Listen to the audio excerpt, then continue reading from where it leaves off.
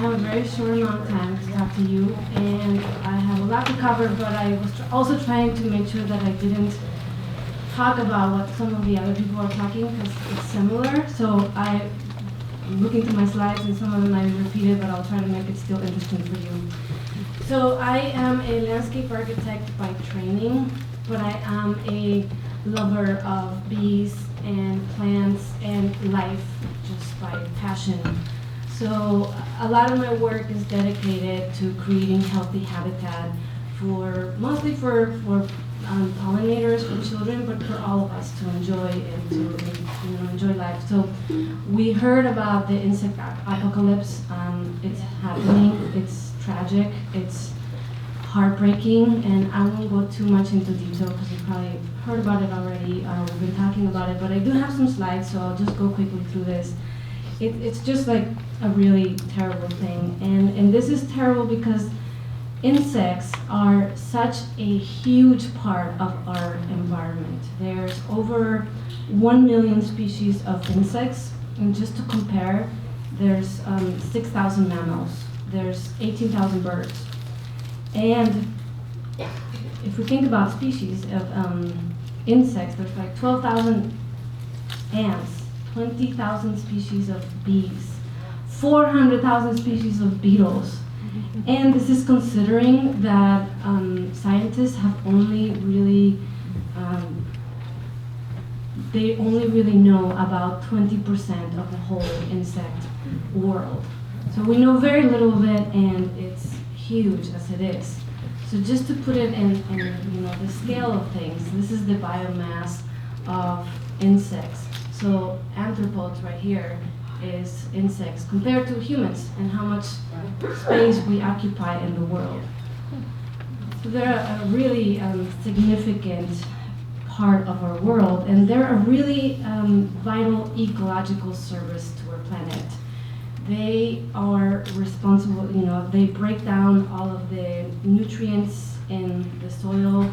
They help plants to grow and create photosynthesis. They decompose all the waste and feed large proportions of birds and bats. The insect disappearance is really a threat to our ecosystem, and it will cause starvation to a lot of species. So it's crucial that we pay attention to all insects, like Paul was saying, not just the pollinators, but all insects, that they're all really important to our well-being. So what are the main drivers on this happening, right? There's a lot of factors, there's a lot of things that we can do to help. So habitat loss due to urbanization and agricultural intensification, monocultures taking over most of the agricultural world, the pollution, the use of systemic pesticides and fertilizers that are, it's like directly killing insects and killing the plants that insects feed on. The biological factors of pathogens like the varroa mites, when you bring all of the bees to one place and they're all in one place, it's like going to the airport right now with coronavirus, we're going to be exposed. So it's the same thing, right? When you bring all the bees from monoculture to monoculture, the pathogens spread. So invasive species, and then climate change. So the tropical climates that are changing, and so now a lot of the insects that live in those places don't have a place to migrate because the climate is changing and they can't adapt to the new climates. And drought, of course, which is something that we have felt pretty much here, feeling it right now. It should be raining, but this is the reality that we're all living in, right?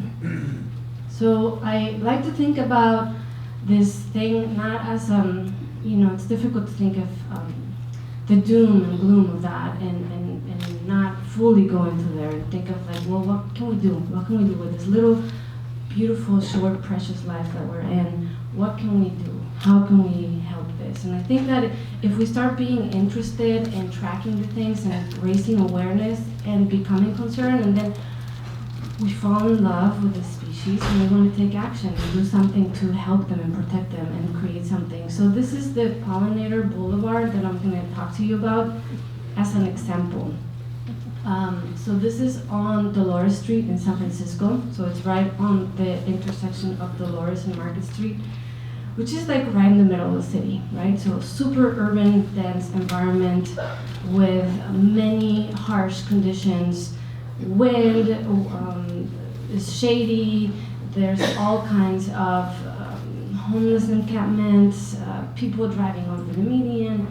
And this picture was taken when we had the last drought that was really bad, and the city of San Francisco decided to stop irrigating all of the non-crucial lawns. So the median in Dolores, which is a historic median, is one of the main streets, was looking really sad.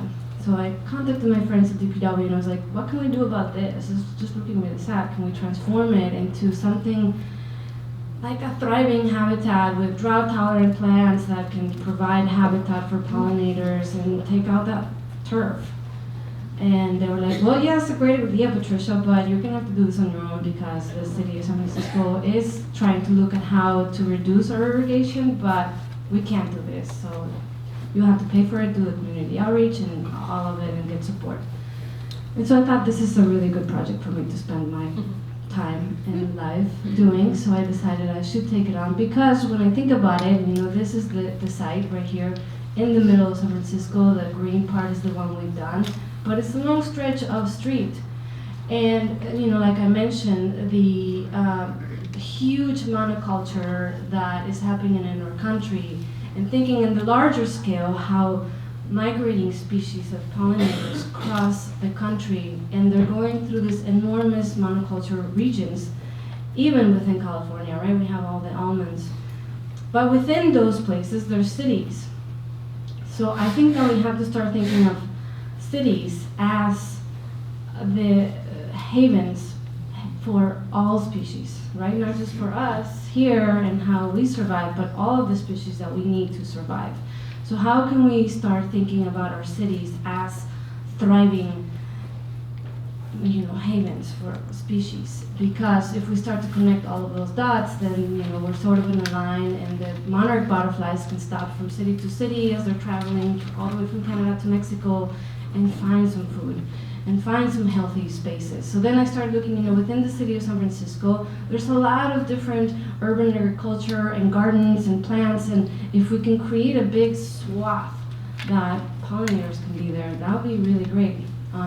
So that's the vision. And then we started thinking of what species to put in. Can we, in this beautiful climate that we have, that is very little winter, can we have species that bloom year-round so that even in the winter, pollinators can find their nectar and their pollen? And there are some. And we also looked at species that are going to survive in this very harsh environment that we have, because it's difficult to have all natives in a place that's super windy and cars are driving over the median and all of those homeless encampments, etc. So hardy plants. So we do have some natives, but we also have some well-adapted plants that are not invasive. I'll make that very clear. Non-invasive plants. So that's our planting palette, and we were looking mostly at how to create habitat. And this was our, planting it. This is all in a poster and in a manual outside, so if you want to look at it, we also have it online. You can download it so you can get all this information. It's all on our website. And so we started the process of community outreach and working with volunteers and putting a sign and doing the information. We took out the turf. We sheet mulch with all the cardboard from Whole Foods, which is across the street, so we're reusing waste. And then all of the mulch came also from the green waste facility in the city. And then we brought in the plants. We had a ton of volunteers, so getting the community involved and participating in this process. I also mentioned that we let the mulch stay there for about 6 months, so try to eradicate that turf that's been there for like 40 years, which is a noisy task. And so there's our planting day, and this is how it looks now. So yeah, it's pretty cool, right? So we're really happy, and we're like, this is awesome. It looks beautiful before and after. But is it really working, right? Is it something that's not just like eye candy, but is this really actually doing something for the habitat? And I really want to answer that question. So we worked with an entomologist from UC Berkeley to really measure the impact, because I was told from an entomologist, like native bees don't like cars. So there's not going to be any native bees. It's just going to be honeybees. And so I kind of wanted to test that. So we did a bee count, and we found 11 species of native bees, which I was pretty excited to see that within like the first year of this being planted. And we also started tracking like which are the plants that bees are going to, which ones are the ones that are the most effective in this space. So we're tracking that. We want to do another bee count now, like 3 years later, to see, okay, what's happening, what's changed, which plants have survived, because some of them have not survived. And then we also looked at the soil, right? Because before we did a sample with the soil with just turf, which had very, very low organic content. It was pretty dead.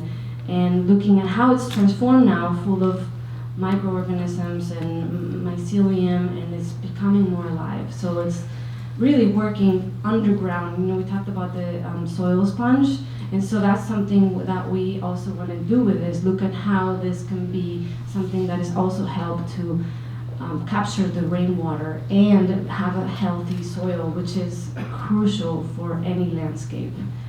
That's where everything starts. And then, this is the plants that we looked at, which ones were the most attractive in each one of the medians, and how that's looking. Sorry.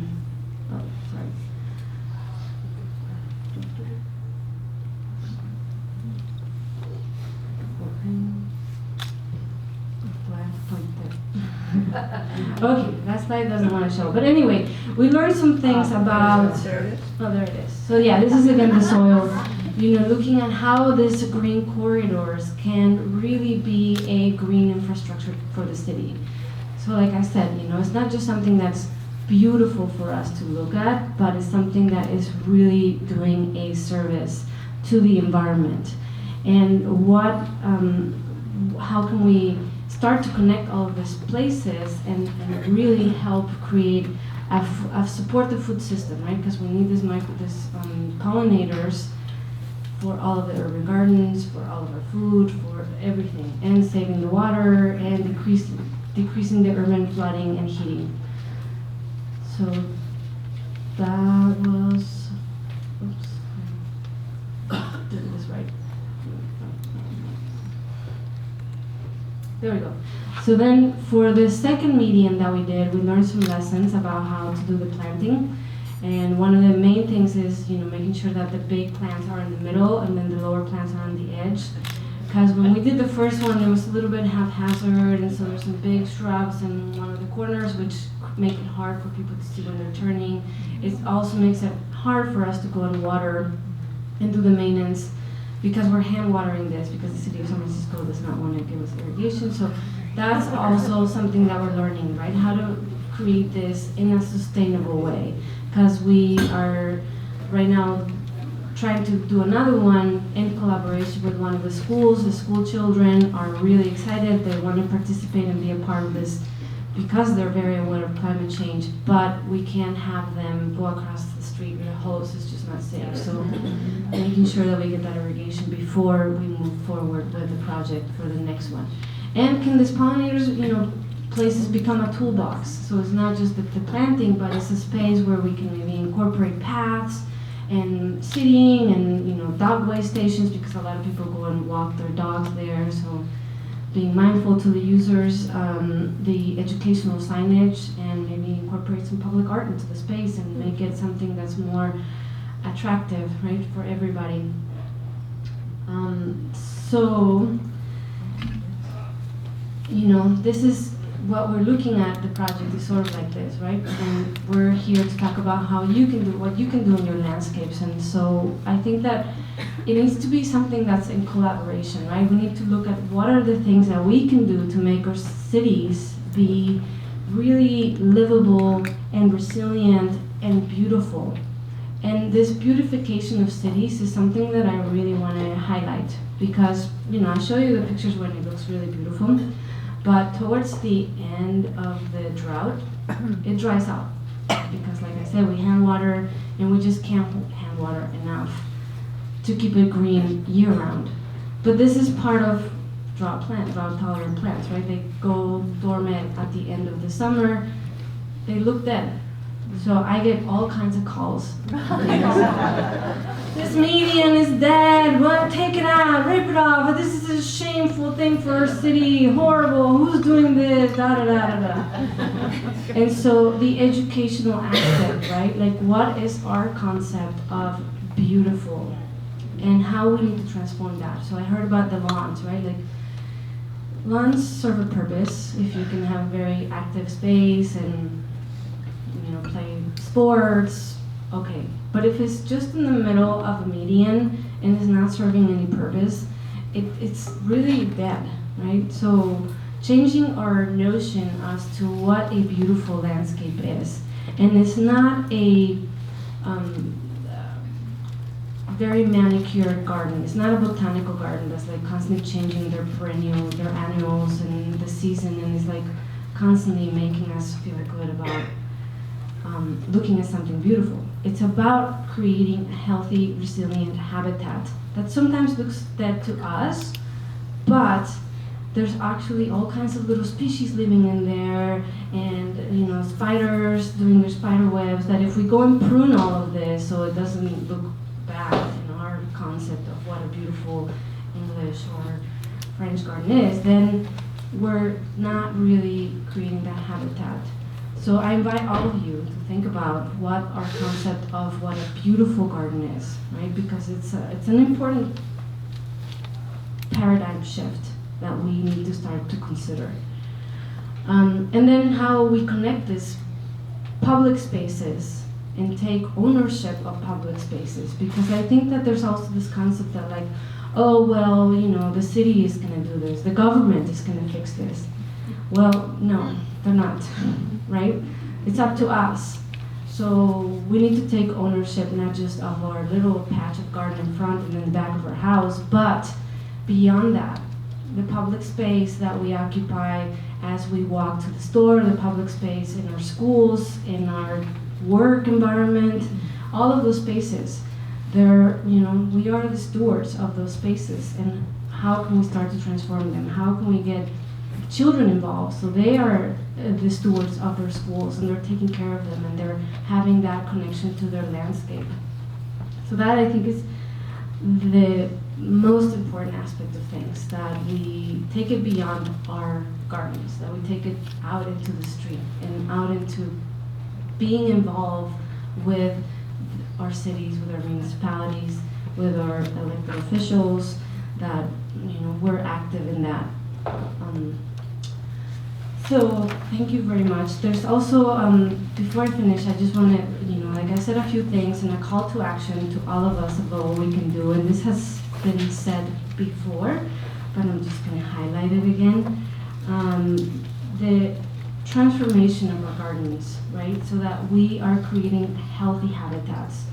The concept that the lawn doesn't really serve much in terms of that, and that we should change it into something that's more livable. Please, please, please, please, please, I'm sure you're all already on this bandwagon because you're here and you care, but no chemicals in our gardens, right? They're not needed. They're just absolutely not needed. No fertilizers. We can use organic fertilizers. We can use, build our soil with mycelium, with microorganisms, with our compost. That's all we need. Pee, the best fertilizer. So just go pee in your garden. And in terms of the systemic pesticides, not just that we're not applying systemic pesticides to our garden, but that the plants that we're using to create our gardens also come from a grower that has a commitment to not use any systemic pesticides, right? Because that's important, it's huge. And the more that we ask for that, the more that it becomes an awareness, that growers are like, oh, well, people keep asking for this, maybe we should stop doing that. So in our website also we have a list of growers that have that commitment. So buy from them, support them, right? Support the people who are doing the good work. Same with your food, organic, right? This is not only good for your health, but it's also good for the environment, for all of the species that are pollinating these plants. So go to the farmer's market, get to know your farmer, talk to them. Maybe they're not, certified organic, but they have a commitment to not use pesticides. And that's what we want. We want to have a relationship with the people who are growing our food and know how they're growing it, where they're growing it, and that they're healthy, that their employees are healthy, that their soil is healthy. And we support them with our funds for that. And then we're healthy, right? And our children are healthy, so that's great. Compost, easy. Compost in your garden, build your own soils, have that connection that, like 40% of our food goes to the landfill. It's ridiculous. So if we can keep that at least at home and build your soils, that's just a big plus. We talked about harvesting your water, rainwater collection, but maybe also reuse of gray water. And some of you laughed about the peeing in your garden, but it's really just a shame. Like someday our children are gonna look at us, or grandchildren, and be like, "What? You used to dump 2 gallons of clean drinking water because of a little pee?" Sorry, but we really need to think about how we reuse gray water in our home and be more mindful about our water. We've been so fortunate to have an abundance of water and resources, but this is it's changing. So we need to be mindful about our decision and how we use those resources. And educate, right? Talk to everyone. Please, after this, go out here and talk to your children, your grandchildren, all of the children in your life. Their children are really becoming aware of the situation with climate change because this is what they're going to have to live with. But tell them about what are the things that they can do, because I think that sometimes it just feels so big and daunting. It's like, what can this little person right here do for this? So giving them some choices, and I think that food that we eat, how we treat our spaces, our garden, it's a huge impact that we can do every day. And I will leave you with learning to love, to appreciate your bugs. The bugs in the gardens, right? They're just beautiful, they're amazing, we meet them, love them, and spread the good word to everybody. Thank you so much.